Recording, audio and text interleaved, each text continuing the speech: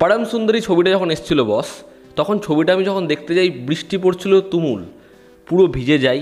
ছবিটা যখন দেখা হয় আবার ভিজে ফিরি, ঠান্ডা মারাত্মক রকম লেগে যায়। তাই জন্য মাথাটা আরও বেশি গরম হয়ে যায় যে এরকম ছবি দেখলাম ভিজে এত কষ্ট করে। কিন্তু আজকেও আমার সঙ্গে সেম হয়েছে। ছবিটা যখন আমি দেখে ফিরেছি মোটামুটি আমার ঠান্ডা লেগে রয়েছে, কিন্তু আমি না আজকে কোনো রকম একটুও রেগে নেই। উল্টে মনে হচ্ছে এরকম ধরনের ছবি দেখার জন্য এইটুকু কষ্ট আমি করতেই পারি। এখন কথা হবে অক্ষয় কুমার, আরশাদ ওয়ারসি, গজরাজ রাও, সৌরভ শুক্লা অভিনীত জলি LLB 3 নিয়ে। এই বছরের অন্যতম সেরা হিন্দি ছবি হচ্ছে জলি LLB 3। আমি ছবিটা দেখলাম এবং ছবিটা তোমাকে যেরকম হাসাবে সেরকম কাঁদাবে। ছবির গল্পটা আগে একটু করে বলে নিই। এখানে জানকী দেবীর গল্প। তার যে স্বামী ছিল তিনি একজন কৃষক ছিলেন, তিনি মারা গিয়েছেন। এবার এই কৃষকদের জমি কে দখল করেছে? গজরাজ রাওয়ের যে ক্যারেক্টার, সে তার কি মোটিভ সে রাখছে, হায়ার করছে অক্ষয় কুমারের যে ক্যারেক্টার, অর্থাৎ জলি নাম্বার 2কে। উল্টো দিকে জলি নাম্বার 1, এবং দুজনের মাঝখানে এই যাচ্ছে। সাহেবের থেকে বেশি জানতে হলে তোমাদের নিকটবর্তী সিনেমা হলে কি ছবিটা দেখতে হবে। ছবির পজিটিভ দিক, নেগেটিভ দিক, আমার কাছে এই ছবির জন্য অনেক অনেক পজিটিভ দিক রয়েছে। অক্ষয় কুমারের যদি প্রপার কামব্যাক বলা যায়, আমি তো বলবো বস এই ছবিটা, এবং আমি অক্ষয় কুমারের কাছে রিকোয়েস্ট করব যে এরকম ধরনের ডিরেক্টরের সাথে কাজ করো, এরকম ধরনের ছবির ফ্র্যাঞ্চাইজি এগোক, সত্যি ভালো লাগে দেখতে। এই যে একটা কয়েকদিন আগে স্টেটমেন্ট অক্ষয় কুমার দিচ্ছিল না, যে এই ডিরেক্টর একটা ছোট্ট লাইনও চেঞ্জ করতে দেয়নি। বস সুভাষ কাপুরের যা রিসার্চ, তার যেরকম ধরনের এক্সিকিউশন, চেঞ্জ কেন করতে দেবে যেরকম ভিশন। তো এরকম ধরনের পরিচালকের সাথে কাজ করো বস। ছবির প্রথম পজিটিভ দিক হচ্ছে এরকম একটা গল্পটা যেরকমভাবে গেছে, এবং সেকেন্ড হাফে ছবির গল্পটা যে জায়গায় পৌঁছে যায়, ছবিতে যেরকমভাবে একটা দৃশ্যকে ক্লোজার দিচ্ছে, তোমাদের ভালো লাগতে বাধ্য। এই জলিদের মধ্যে ক্ল্যাশ ফার্স্ট হাফে এস্টাবলিশ, সেকেন্ড হাফে ওটার ক্লোজার এরকমভাবে দিয়েছে, তোমরা বলবে বস কী সুন্দর একটা দৃশ্য। মানে এই ছবিটা কখনো এমন হয়ে যায়নি যে অক্ষয় কুমারের ছবি এটা, মানে পুরোপুরি, মানে এখানে আরশাদ ওয়ারসি সে তো অক্ষয় কুমারের মতো স্টার নয়, বাট এই ছবিটা কিন্তু কাইন্ড অফ ইকুয়ালি, মানে হয়তো 55% অক্ষয় কুমারের, 45% আরশাদের। দুজনকে এরকমভাবেই স্পেস দিয়েছে। অক্ষয় একটু বেশি জায়গা পেয়েছে, বাট ডিস্ট্রিবিউশন খুব ভালো হয়েছে। ছবিতে ইমোশনাল যে দৃশ্য, ছবির যে ওপেনিং সিকোয়েন্সটা না তোমাকে ধপ করে বসিয়ে দেবে। ছবির যে স্পিচ, একদম এন্ডে 4টে স্পিচ আসে, ওই 4টে স্পিচে তুমি না মানে আরাম করে বসতে পারবে না, পুরোপুরি সোজা হয়ে বসবে, যে প্রত্যেকটা স্টেটমেন্ট রাম কাপুরের, অক্ষয় কুমারের, আরশাদের এবং সৌরভ শুক্লার তোমাকে ওরকমভাবে বসতে বাধ্য করবে। আমি যখন জলি নাম্বার 1 দেখেছিলাম তখনও আমার সাথে এটা হয়েছিল, জলি 2 তো হলে দেখেছিলাম তখনও তাই হয়েছিল, এবারও সেটা মেইনটেইন রয়েছে। ছবির স্ক্রিপ্টের কাজ খুব ভালো হয়েছে, পরিচালক যত্ন নিয়ে সময় নিয়ে ডায়ালগস লিখেছে, স্ক্রিপ্টে সময় দিয়েছে, রিসার্চ রয়েছে। সেকেন্ড হাফে যেরকমভাবে ছবিটা এগোয় তত্তর করে আমরা রান টাইমের মালুমই পাই না, এবং এরকম একটা প্রয়োজনীয় বার্তা দিচ্ছে, এরকম একটা প্রয়োজনীয় গল্প বলছে যে আজ থেকে যখন আমরা খাবার খাবো একবার যেন ভাবি এই খাবারটা আমাদের অবধি পৌঁছাচ্ছে কীভাবে। ছবির সেকেন্ড পজিটিভ দিক হচ্ছে এই ছবিতে পারফর্মাররা, ছবিতে বাঘা অভিনেতাদের নেওয়া হয়েছে এবং কাউকে না ওয়েস্ট করেনি, এটা আমার সবথেকে বেশি ভালো লেগেছে। দেখুন এই ছবিতে অক্ষয় কুমার, আরশাদ ওয়ারসি এবং সৌরভ শুক্লা, এই তিনজনের পারফরমেন্স আপনাদের আবারও মন জয় করবে। অক্ষয় কুমার ভীষণ ভালো কাজ করেছে, যেরকম তার কমিক টাইমিং, যেরকম সে লোকের মাথা দিয়ে চুল ফুল টেনে চশমা টশমা নিয়ে, এগুলো তো আমরা আগেও দেখেছি, বাট ছবিতে মজা লাগে। ছবিতে যেভাবে এই চরিত্রটা ক্যারিকেচারিস জিনিসপত্র করে আমাদের খুব ভালো লাগে। তার ওয়াইফের সাথে সিকোয়েন্সগুলো খুবই ভালো, হ্যাঁ পরিমাণ কম তবে ভালো, কিন্তু যেই সিকোয়েন্সে ছবিতে একটা সিরিয়াস স্টেটমেন্ট রয়েছে, বা যেখানে অক্ষয় কুমার বলছে আচ্ছা আমার ভুল হয়ে গেছে, আমি আমার স্টেটমেন্টটা ফেরত নিচ্ছি, উনি আসলে এটা আচ্ছা আমি আবার ভুল বলেছি, আমি আবার আমার স্টেটমেন্টটা বদল করছি, আপনি লিটারালি হাততালি দেবেন। সিরিয়াস সিনে অক্ষয় কুমার ফাটিয়ে দিয়েছে।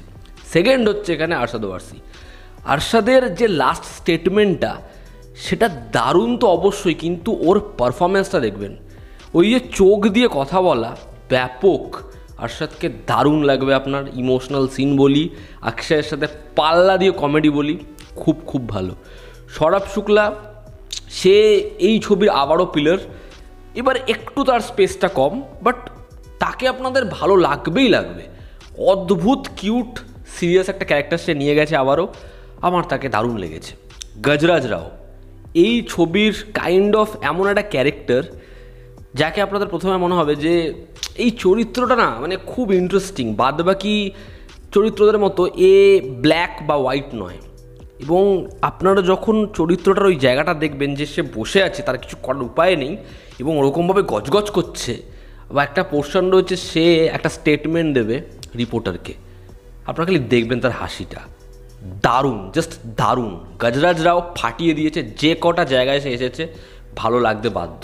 এখানে রাম কাপুর বলি, হুমা কুরেশি বলি, বা বলি এখানে অমৃতা রাও, প্রত্যেককে ভালো লাগে। তবে সীমা বিশ্বাস ছাপ ফেলতে পারে। ছবির পরবর্তী পজিটিভ দিক হচ্ছে এই ছবির ইমোশনাল সিকোয়েন্সেস, ছবির এন্ড নোট এমন জায়গায় ছবিটা পৌঁছে যায়।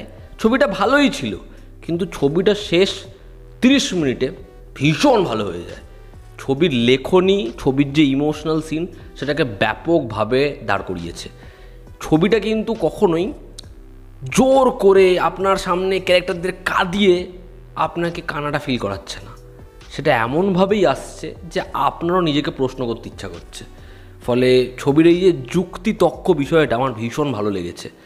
ছবির ইমোশনাল সিন খুব ভালো। এই ছবির কমেডি সেটা আগের জলিগুলোর তুলনায় একটু কম। এই ছবিটা অনেক বেশি সিরিয়াস আমি বলবো। ফার্স্ট হাফে কমেডিটা একটু কমই, কিন্তু ছবিতে পার্টিকুলার কিছু সিকোয়েন্সেস তারা ডিজাইন করেছে যেগুলোয় আপনি হাসবেন। একটা জায়গা রয়েছে ডেটের, ওটা যা আসবে ওটাতে আপনি হাসবেন। কোর্টের মধ্যে এমন কিছু জিনিসপত্র রয়েছে যেগুলো আপনাদের ভালো লাগবে, এবং এই প্রত্যেকে এমন পারফর্মার লাইন্স না পেলেও এরা এমন জিনিসপত্র করে যে আপনার হাসি লাগবে। কমেডিটা ছবির ভালো, ছবির মেকিং ভালো, ছবিতে গান আননেসেসারি একদম নেই বললেই চলে, এবং ছবিতে একটা বড় গ্যাঞ্জামের সিকোয়েন্স রয়েছে, সেটা বেশ বেশ ভালো ডিজাইন করেছে। তো ওভারঅল সুভাষ কাপুর আবারও জলি এলএলবি একদম পারফেক্ট ট্র্যাকে দাঁড় করিয়েছে।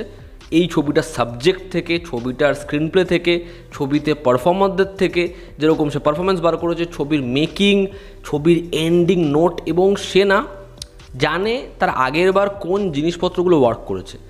অন্যান্য পরিচালক প্রযোজক হলে কি ওগুলোকেই রিপিট করতো, সে ওই জিনিসপত্রগুলো অডিয়েন্সকে প্রোভাইড করছে, কিন্তু একই রুটে নয়, একই রাস্তায় নয়, তার মধ্যেও কিন্তু সে নতুনত্ব জিনিসপত্র অডিয়েন্সকে দিচ্ছে। এই যে সিম্পলিসিটি সেটাও কিন্তু সে রেখেছে। আবার কিন্তু সেটাকে এমনভাবে রাখেনি যে অডিয়েন্স যেন দেখলেই বলে আচ্ছা এটা তো আগের বারের মতোই, সেখানেও কিন্তু সে চমক রেখেছে। তো সুভাষ কাপুর খুব ভালো একজন পরিচালক, এবং সে আবার একটা খুব খুব ভালো ছবি বানিয়েছে জলি এলএলবি 3। আপনারা অবশ্যই এই ছবিটা দেখুন। এবার যদি ছবির নেগেটিভ দিক বলি, আমার কাছে এই ছবির জন্য খুব বেশি কিছু নেগেটিভ দিক নেই, ঠিক আছে। আমি একটাই কথা বলবো, ছবিটা ফার্স্ট হাফে একটু বড় মনে হয়। ফার্স্ট হাফে যেহেতু কমেডির পোর্শনটা একটু কম, যে কারণে ফার্স্ট হাফে কমেডিটা একটু মনে হয় কম লাগছে, এবং ফার্স্ট হাফে যেহেতু কোর্টরুমে সেরকমভাবে ব্যাপারটা ঢোকে না, মানে যাচ্ছে আসছে, ফলে আমরা ওই যে যুক্তিতক্ক ওই টাসেলটা ফিল করি না ফার্স্ট হাফে, যে কারণে ফার্স্ট হাফে আমাদের একটু মনে হয় যে ব্যাপারটা একটু যেন খাপছাড়া লাগছে। আর কিছু সিনে খুব হুটহাট বোঝা যাচ্ছে যে তারা যেহেতু সংলাপ কিছু চেঞ্জ করেছে, ঠিক আছে, সার্টিফিকেশনের সময় তারা কিছু জিনিস ডাবে বদলে দিয়েছে, কিছু জিনিসপত্র হয়তো বাদ গেছে, ফলে এডিটে কয়েকটা খুব মানে সামান্য জায়গায় একটু মনে হয় যে অদ্ভুতভাবেই ট্রানজেকশনটা হলো।